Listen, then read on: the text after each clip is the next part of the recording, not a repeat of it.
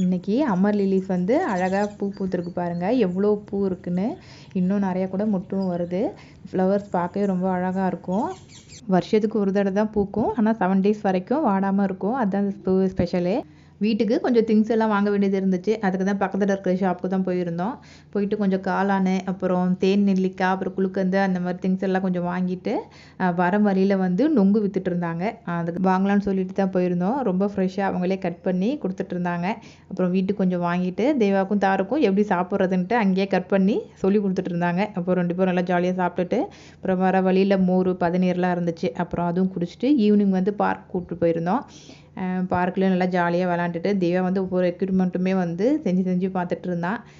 மே மாதம் லீவ் ஃபுல்லாக உங்கள் பசங்களை நீங்கள் எப்படிலாம் ஹேண்டில் பண்ணுவீங்கிறத தயவு செஞ்சு நீங்கள் எனக்கு சொல்லித்தாங்க. ஏன்னா வந்து வெயிலில் வந்து டெய்லியும் எங்கேயாச்சும் வெளியில் கூட்டிகிட்டு போக முடியாதுல்ல, அதுக்காக தான். ப்ளீஸ் ஷேர் பண்ணுங்கள். நாளைக்கு பார்க்கலாம். பாய்.